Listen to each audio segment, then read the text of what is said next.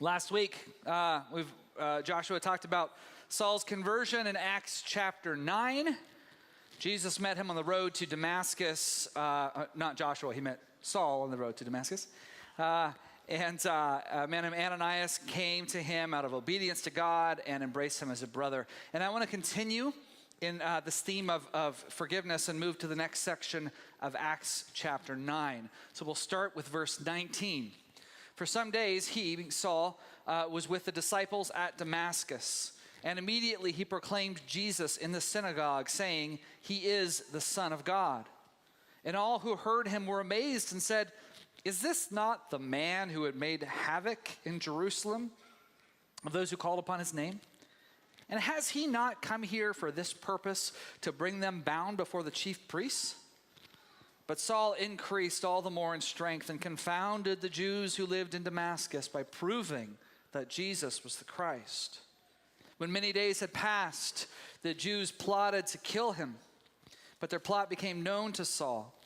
They were watching the gates day and night in order to kill him. But his disciples took him by night and let him down through an opening in the wall, lowering him in a basket.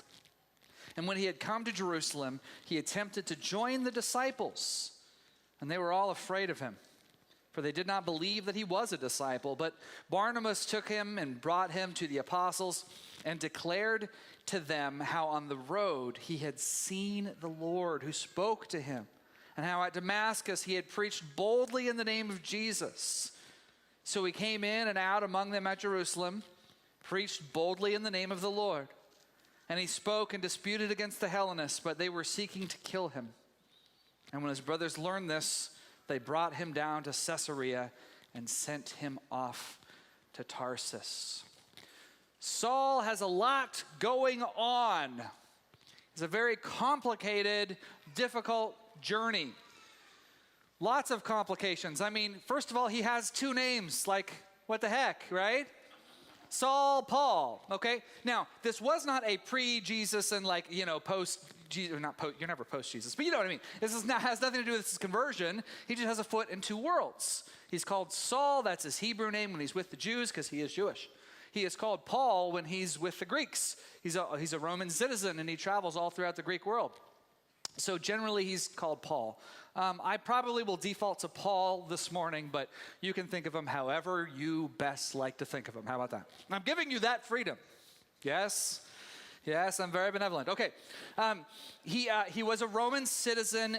Like I say, he was raised in the city of Tarsus, which was it was a big city. It was in southern Turkey. It wasn't in Israel, and it was a port city. Very diverse, very cosmopolitan. It had a renowned university there, a place of learning. It's possible that Paul grew up and went partly to that university before he moved down to Jerusalem. We really don't know. But when he moved down to Jerusalem, he showed such promise as a student that he became a Pharisee. Now, we have certain things we think of when we think of Pharisees, and it's almost all negative because of so many of the interactions Jesus had with them. But I think maybe we pigeonhole them a little bit too much because they really weren't all bad. In fact, the way they started was really something. I'm going to go on a little rabbit trail here, but trust me, okay? The Pharisees existed for the purpose of protecting their people, protecting Israel. Israel had almost been exterminated so many times in their history. I mean, the Assyrians, the Babylonians, the Persians, the Greeks, so many times, and not to mention the Romans later on. They were just like a breath away from being wiped out. But the time that might have been the most collectively traumatic was a time that's not in our Bibles. It was in the intertestamental period. And this was about 200 years before where we are with Saul, okay? About 170 BC. Here's what happened. Israel was being ruled by the Syrian kingdom, and the king was a fella by the name of Antiochus Epiphanes. Okay, he was not a good man. He was a very, very wicked man. And he launched a huge full-scale persecution against the Jews in and around Jerusalem. And it wasn't just a thing with violence. He was trying to outlaw the practice of the Jewish way of life. In other words, it was stuff like practicing the Sabbath, he said, is illegal. Having a copy of the Torah on your person was a capital offense. Now, this man loved Greek culture. He loved the Hellenized culture. And so he clearly was trying to replace what was going on with the people of God with this new, hipper kind of thing. This guy finally went too far. Here's what he did. He went into the temple in Jerusalem, the holy place. He goes in and he makes a sacrifice, which would have been very much forbidden from him anyway. But he brought an unclean animal. He brought a pig in for the sacrifice and sacrificed him on the altar. It gets worse. He sacrifices the pig not to God, but to Zeus. He's like, goes full scale. Like, let me be as blasphemous and insulting to this people group as I possibly can. They called that the abomination of desolation.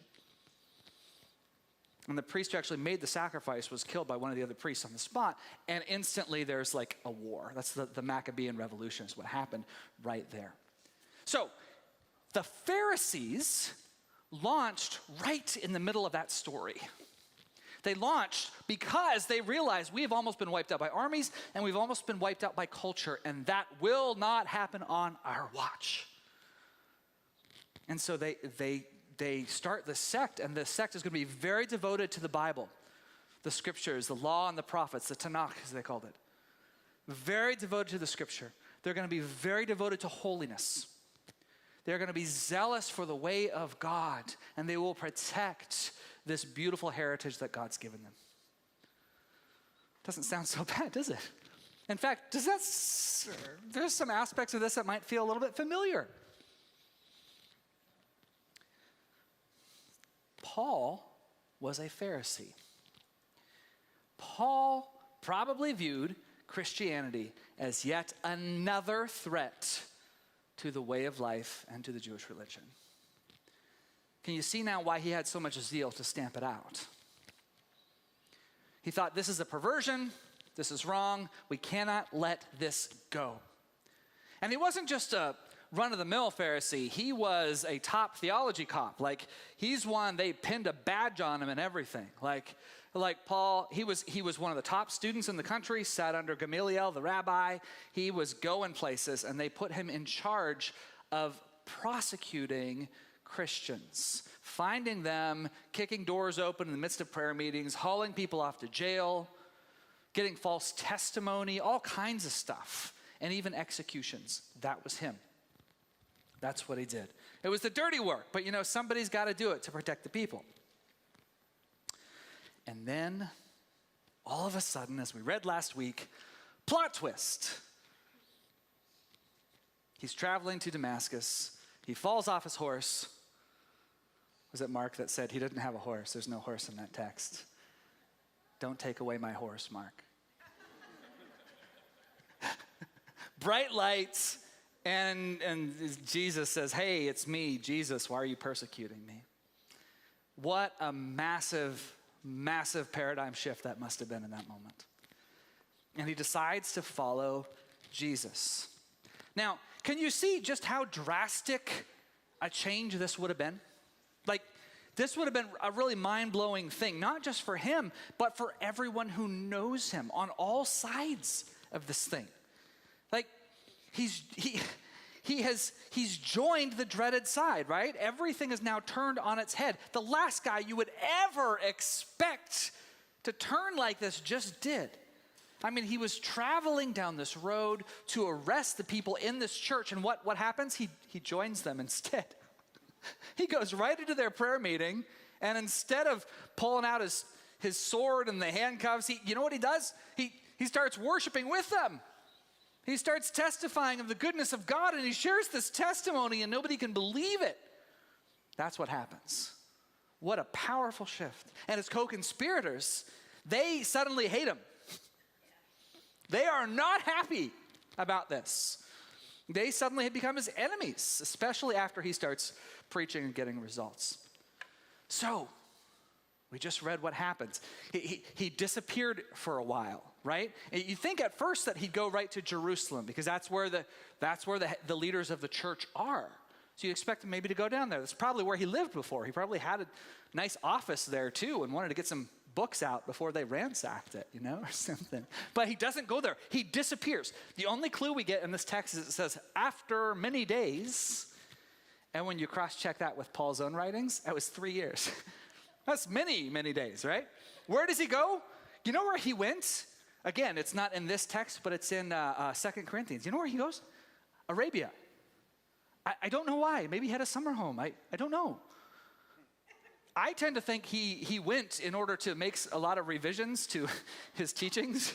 Like he had a lot of Word documents to go, and oh gosh, a lot of changes to make, right? Well, some scholars think N.T. Wright thinks that he might have made a pilgrimage to Mount Sinai. Just getting a new commission from the Lord, I kind of love that theory, but we don't know. He just disappears for a while, and then he shows back up in Damascus. But when he comes back to Damascus, everything's different. He comes back to Damascus with a price on his head. He walks into town. He's like, good old Damascus, such good memories. It's where I met Jesus, where I preached my first sermon. Look at that wanted post. Hey, it's me. Secret police running around trying to get him, working with the local authorities. He barely escapes. You know how he escapes? This is a very cloak and dagger moment. They let him in a basket out the window on the city wall. That's the only way he can get away. So now Paul has become the very fugitive that he was hunting. There's some irony, huh? I will hunt down those Christians.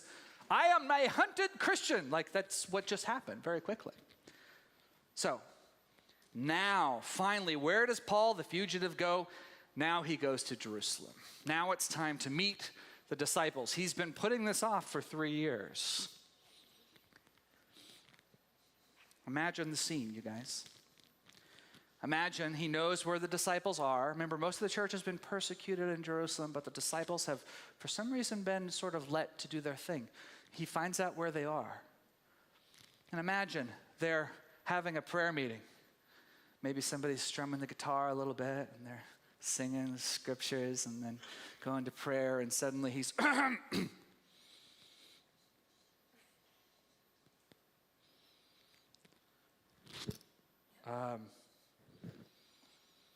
I'm Saul Paul,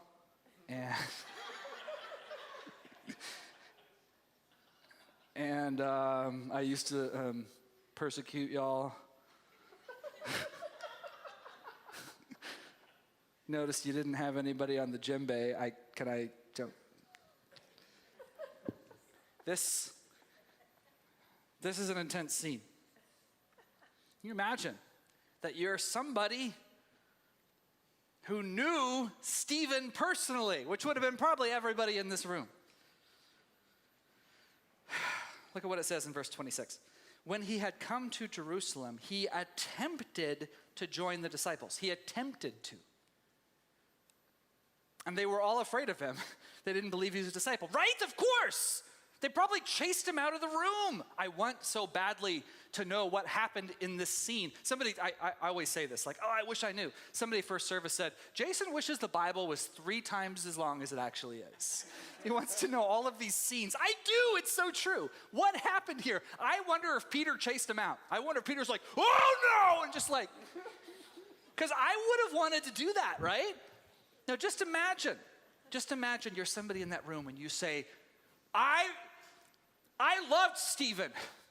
Stephen was a brother to me.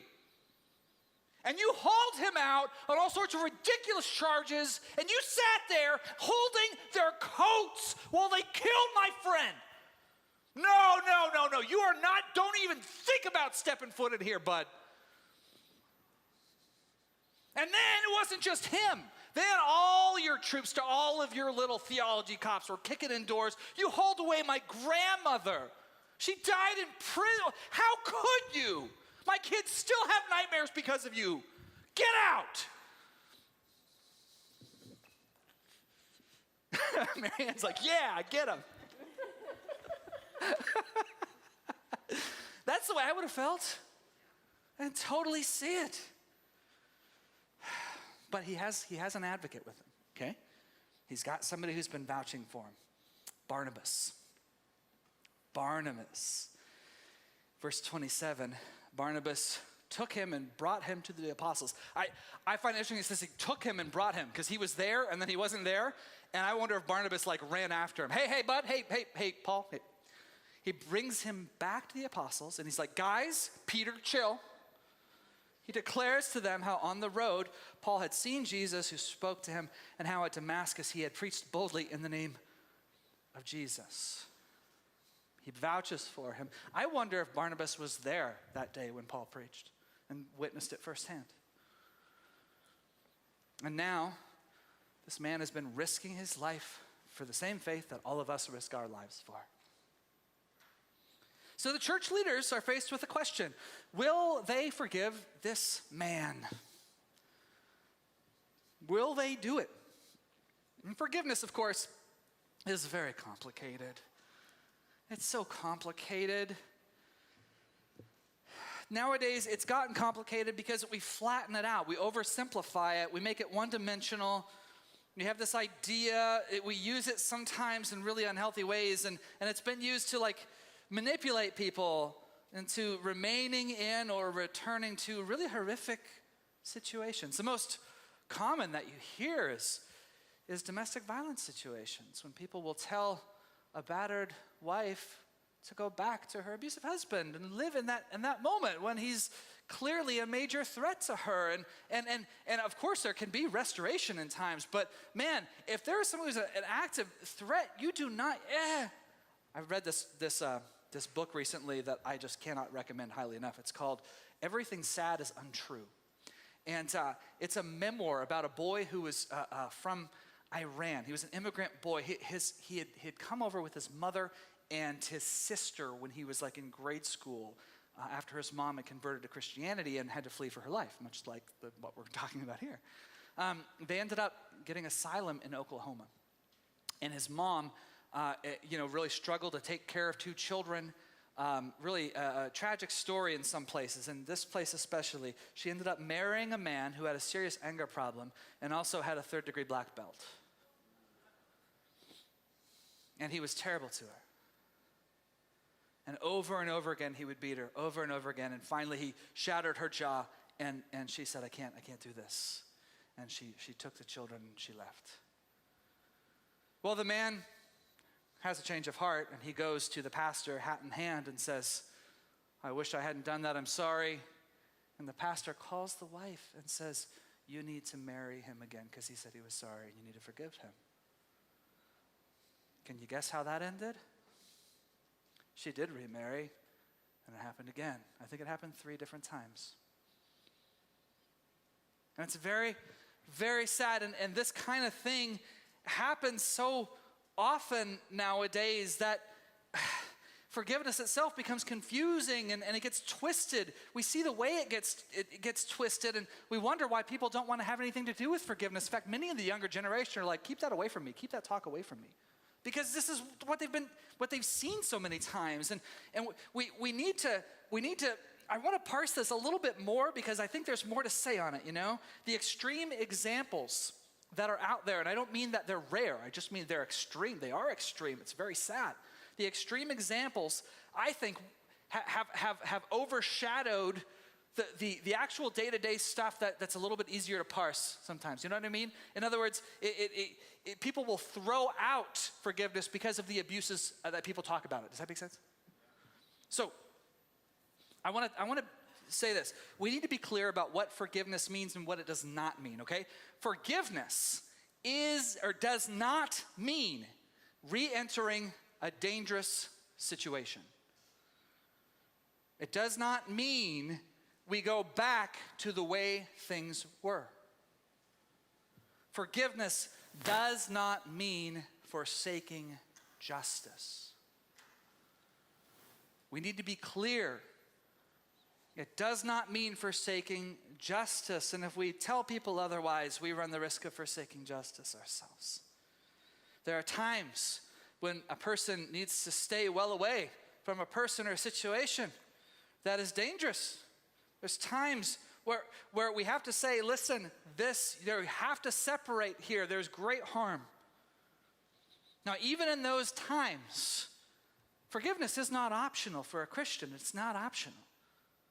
This is what you sign up for. When you decide to follow Jesus and you submit your life and you say, I have rebelled against you, and he promises to forgive, we must forgive.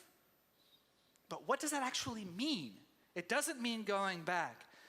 Sometimes there are things that are just really, really messed up and will remain broken until this life is over.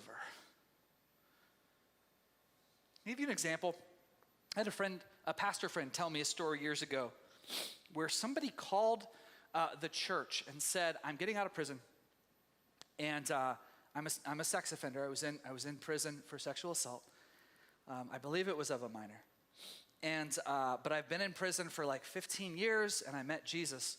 And now I'm out, and I'm registered and all of that, but I would like to come to your church. And that's a really tricky thing for any minister to feel, because you're like, okay, ministers have an obligation to love and to shepherd anybody, no matter the sin. But you also have to really balance that with we have to first and foremost protect our people, so it's a tricky thing. So he told him, okay, listen, here's what this would look like. And he told him there was things about, elders always sitting with him and which bathroom he could be using. Just different things like that were real common sense of we are gonna keep an eye on you, and that's just gonna have to be the way things are. And he seemed to be okay with that. But then he came to one other thing. The pastor said, and of course you'll never be working with the children. And the man took umbrage to that. He thought, well, wait a minute, Jesus has forgiven me. I'm new. How could you say that? It's a new start.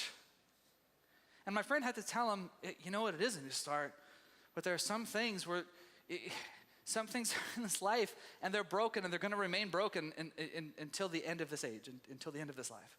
There's newness and restoration, full restoration on the other side, but some things can't be fixed in this life. And that's going to be one of them, that if you are a sex offender, you can never work with these children. And the man decided not to come because of that. Do you see the difference between forgiveness? You can forgive, but it doesn't mean this. It can't mean this. Do you see what I'm saying?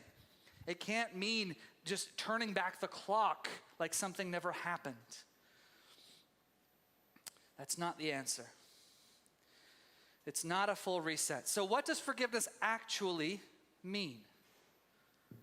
Well, a man named Lewis Smedes wrote this wonderful little book called The Art of Forgiving, and he defines forgiveness as a process with 3 distinct sort of steps or waves, okay? Here's what he says. First, we rediscover the humanity of the one who hurt us. Second, we surrender our right to get even. And third, we revise our feelings toward the person we forgive. Let's look back in order to sort of explore this. Let's look back on that scene with Paul and the disciples and think, how might this have looked? I imagine this was a process.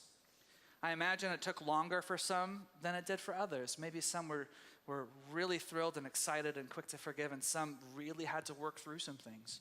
But here's what I suspect they might have had to think about. We're talking about rediscovering the humanity of a person who hurt us. I wonder if they had to stop thinking about him as a monster. You know what I mean? Has someone ever really, really wounded you, and then you just start thinking of them as a monster? Or maybe it's not personal. Maybe it's ideological. Somebody's on the other side of some big important issue, and you're like, those monsters, barely even human. You start speaking very dramatically in an English accent just because it makes you sound more holy. Right? They probably had to stop thinking of Paul in that way, to stop dehumanizing him. Stop imagining him having a horrible death, or at least suffering.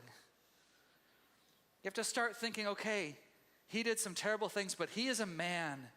He is a child of God just like me. He has inherent value, even if I don't have wonderful, rosy thoughts toward him. That's step one. Step two, we surrender our right to get even. Oh, guys, this is hard. I understand this is hard because you really want them to know what it is you felt. We have to put down any thought of getting revenge. We want this Paul to feel exactly what Stephen felt, to feel exactly what our friends felt. We want him to bleed. And there would have been a really easy way to do this. They could have turned him in. They could have turned Paul in. I think the Pharisees would have been very happy about that. And you think, now, that's justice is different than revenge, right? This would not have been a situation of justice because this persecution was never just to begin with. But they could have, out of sheer revenge, had him turned in and beaten just like Stephen was beaten, and maybe executed just like Stephen and all those other people.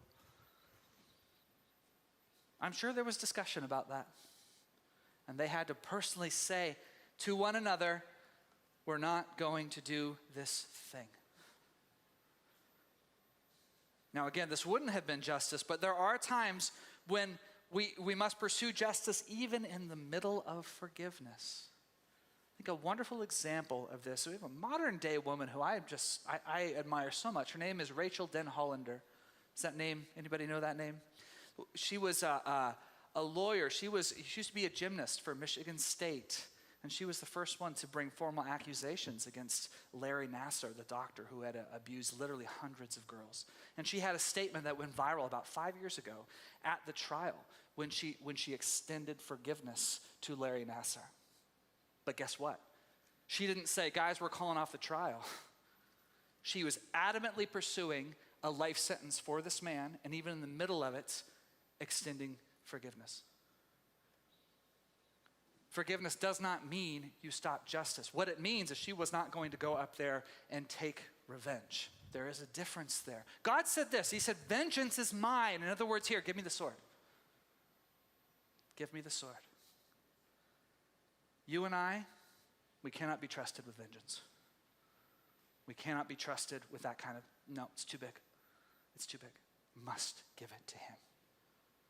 And that's what he calls us to do. The third thing, we must revise our feelings toward the guilty person. This doesn't mean we get all gushy. This does not mean we be fake. I wonder what these guys did. I wonder if they said to themselves, I don't like the man. It's going to be hard for me to get there, but I at least have to acknowledge this. Paul really thought he was doing the right thing.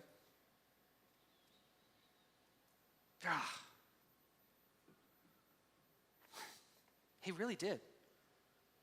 Does that mean he's innocent? No, of course not. People do terrible things to each other every day for really good reasons. And you're still responsible, even if I had a good intention here. Yeah, but dude, you were wrong. You were so wrong. You didn't have nearly enough humility to question that thing, and you went after it. But you have to admit, he probably did think he was doing the right thing. Remember, he was trying to protect his people. He ended up doing some very awful, awful stuff in the middle of it. But the truth is, I've done some really hurtful things when I thought I was doing the right thing before. Have you? I wonder if they said, maybe it's time to at least stop attributing malice to him. Maybe it's time that we at least acknowledge something good might have happened here. Each one of us can take that kind of step in the situations we're in. It can be this. Sometimes if it's a really, really big wound, it's simply this, and I think God honors this, and it's this. I want this person to somehow experience the goodness of God. Maybe you can't go so far as to say blessed, because then you get pictures of them winning the lottery or something. Like, no, that's too far. But I want them to somehow experience the goodness of God. And this might have to be a thing that you continue to come back to. Like, I don't want them to suffer. I'm not going to lash out. I want them to know the goodness of God somehow and in some way, maybe even a tiny way. Some way. Not because they deserve it. People don't deserve grace or it's not grace. You know what I mean? Where do we get this idea? Everyone deserves a second. No, we don't. Nobody deserves a second chance. What in the world we say these things? You don't forgive someone because they deserve to be forgiven. You forgive someone because it's a gift and you've received that gift. And it's your responsibility to re-gift it. Hashtag re-gift forgiveness. Where's Carly? That's our next t-shirt. Okay. You're supposed to, you receive it and you give it to others. It's not because you have an obligation. It's because you love him and you follow him. Let's get rid of all the dumb reasons that people say to forgive before we get a hold of the good ones. Are you with me? So, I think they probably had to think through those 3 points and chose to forgive. But again, just because they were forgiving him, that doesn't mean they were like coming back together. You know, it doesn't mean that he automatically, somehow gets invited to the staff potluck. Because he could still be a threat, like they believe he's not a threat based on everything Barnabas said and based on all the evidence. But does that mean there's no risk whatsoever? I wouldn't say that. Because it is possible that he could turn against them down the road, is it not? He could turn them in. He could take revenge on them for Peter's outburst and chasing him, which was totally made up. There's a lot of things he could do, but here's the thing, you guys. There is always some risk in relationship. You cannot be in a friendship or in any kind of relationship with a person and be risk-free. There's always risk. And here's my concern, especially for you young guys. I want you to hear me here. Here's my concern. I fear that sometimes we worry too much about safety. And I'm not talking about the situations of abuse and violence. That's why I started there, okay? Sometimes we talk about safety as if we're trying to protect ourselves from ever getting hurt emotionally by anybody. And I don't know about you, but I've been in a lot of friendships, I've been in a lot of relationships in my lifetime, and I've had a lot of wounds, and I've done a lot of wounding. It's inevitable. You know what we tell people when they first come here and they're like, oh, we love this church. It's the best church ever, which every church gets when people come in. It's really great, but we're always nervous. We're like, we're going to let you down, right? In fact, we'll probably hurt you. Not intentionally, I promise, but probably at some point, you're going to come in and I'm going to say something and you're going to think that I'm mad at you. I've had so many people over the years. They're like, are you mad at me? I'm like, no, I'm sorry. I'm not mad at you. I just get intense. On Sunday morning, I get intense. But I just wounded you and I'm so sorry. That is going to happen. We are going to probably hurt one another. But when we focus so much on safety, we rule out forgiveness ever happening. We rule out restoration ever happening because you make walls everywhere. Walls. You know what I'm going to do? That person hurt my heart. So I'm just going to block them off. I'm not going to let them in at all. In fact, that for some people is a way of revenge. They don't think revenge violence. They just revenge by completely cutting them out. And you guys, that's not the way of Jesus. It's not the way of Jesus.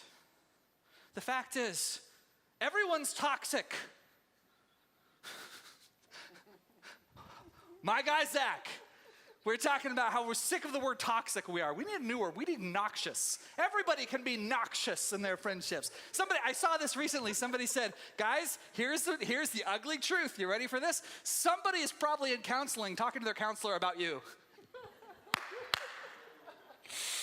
Oh, that hurts, doesn't it? Because it's so true. We have this simplified thing of those are the ones who hurt me. They're the bad ones, and I'm the innocent good one. And I'm like, okay, obviously there's innocent and guilt in all kinds of relationships, but you guys, every single one of us has hurt other people. Every single one of us probably is in relationships where someone is really wounded with us and we don't even know. We must be humble in this. And we must open ourselves up to one another with hearts of generosity and forgiveness, with hearts that say, I understand you're not going to be perfect, you're not going to play this perfectly, and neither am I, and we have to try to move on and walk together in this anyway. Forgiveness has this beautiful thing about it, you guys, in that it spreads. It spreads. I got it, I regifted it to you, and now you regifted it to 5 other people. It's great. What'd you get for forgiveness? What'd you get for Christmas this year? Forgiveness? More forgiveness? Yes. See, it spreads. Here's what I mean from this story. You guys, you know what happens to Paul. After this, we're going to go and look at it the next couple of months. But spoiler alert, Paul does not have an easy life. He's going to be lashed, he's going to be stoned, he's going to be imprisoned, he's going to be shipwrecked, he's going to be snake bitten, he's going to be illegally bound and shut away, he's going to be dropped out of an airplane, he's going to suffer so much. But you know what he's never going to do? He's never going to seek retribution from the people who hurt him. Really, he's not. He's not going to jump into the silversmith's office in Ephesus and he's not going to like tear it apart. He's not going to come after Demetrius and, throw a Molotov cocktail through his bedroom window. He's not going to do any of that. He's not going to go to the jailer who beat him within an inch of his life in Philippi and say, yeah. He doesn't do that. And even to all of his former comrades in Jerusalem, he doesn't go, he's not seeking revenge. You know what he's doing? You know what he tries to do in the end of his life? You guys, he wants so badly to go back to Jerusalem, not for revenge, but so that he can preach to the people who are trying to kill him. And all of his friends are saying, don't do this, Paul. And people are prophesying, don't do this, Paul. This is not going to end well. And he goes, I want to go anyway. And he does. That's how much he loves these people. You know what this makes me think of? It makes me think of what Jesus said when the woman washed his feet. And she said, she loves much because she's been forgiven much. That's Paul. He forgives and forgives and loves throughout his whole ministry. You know why? Because he received so much forgiveness early on. Not only from Jesus, but from Peter and from John and from all the apostles. And from those people, and they said, we embrace you, Brother Saul, just like Ananias. We know you've done a terrible thing. We're not going to minimize that. In fact, we might have to have some long talks past midnight with a good cup of coffee because, bro, I am still so mad at you right now. They probably had to do that with him. But you know what? He heard it and he repented, and those people opened up their hearts that there could be forgiveness, that it could be given in all directions. And that's all Paul did the rest of his life, is continued to forgive, and that's what you and I are called to. So let's stand together.